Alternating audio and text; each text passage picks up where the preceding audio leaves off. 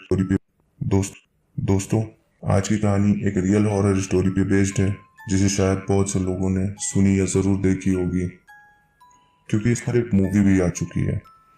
ये कहानी एक बेहद खूबसूरत लड़की के बारे में है, जिसने अपने ही दोनों बच्चे को नदी में डुबोकर मार डाला था। आइए जानते हैं पूरी कहानी। बहुत साल पहले मेक्सिको के एक गांव में मरिया नाम की एक बेहद सुंदर लड़की रहती थी।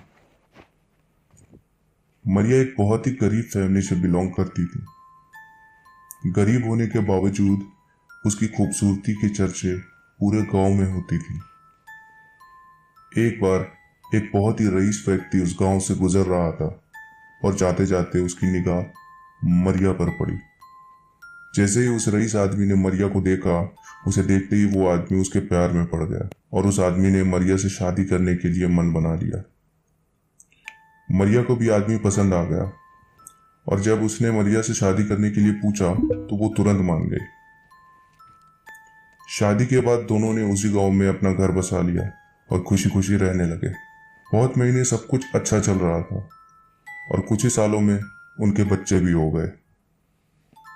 उस रईस आदमी को अक्सर काम के चलते घर से दूर जाना रहता था और इसी वजह से वो हर रोज घर नहीं आ पाता था।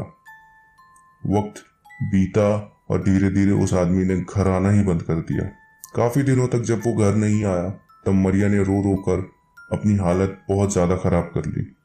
ऐसा लगता था कि उसके चेहरे पर वो आंसुओं के निशान गड़ गए हो और उसकी सारी खूबसूरती ढल गई हो। कुछ महीनों बाद मरिया को खबर मिली, उसके पति ने किसी जवान लड़की से दूसरी शादी कर ली है।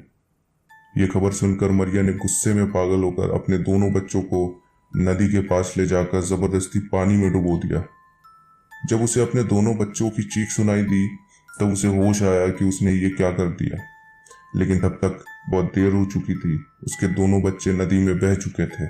इस बात के गम में मरिया ने भी कुछ दिनों बाद उसी नदी में कूदकर अपनी जान दे दी। कहते हैं कि जब वो स्वर्ग के दरवाजे पर पहुंची तो उसे अंदर नहीं घुसने दिया गया और उसे कहा गया कि जब तक वो अपने बच्चों को ढूंढ नहीं लेती, तब तक उसे मुक्ति नहीं मिलेगी। तब से मरिया मरे हुए और जिंदा लोगों की दुनिया के बीच में फंसकर अपने दोनों बच्चों की तलाश में यहाँ से वहां भटकती रहती है और उनके लिए रोती रहती है।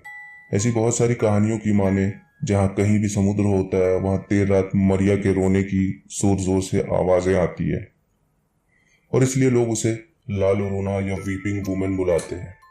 लोग कहते हैं कि रात में समुद्र के पास नहीं जाना चाहिए, क्योंकि अगर कोई लाल रोना को देख ले या उसे रोते हुए सुन ले तो उसका बुरा वक्त शुरू हो जाता है।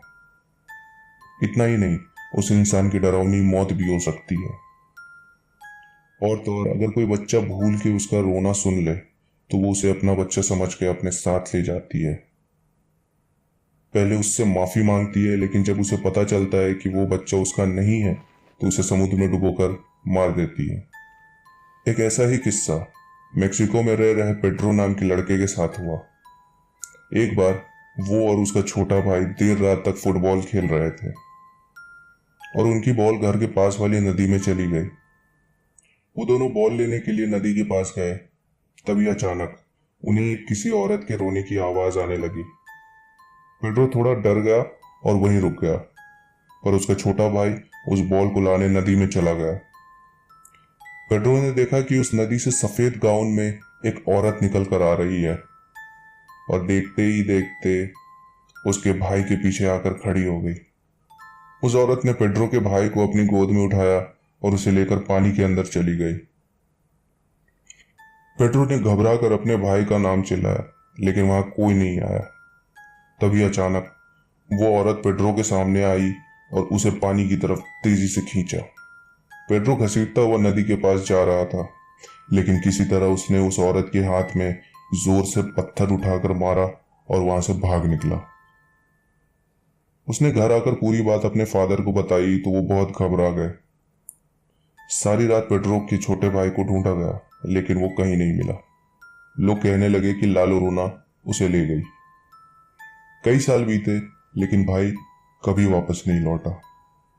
पेड्रो और उसकी फैमिली उस जगह से बहुत दूर चले गए और उस रात के बाद पेड्रो कभी किसी नदी के पास नहीं जा पाया। लालो रोना की कहानी पर एक मूवी भी बनाया गया है, जिसका नाम है the curse of weeping woman. 19 अप्रैल 2019 में ये फिल्म रिलीज किया गया था।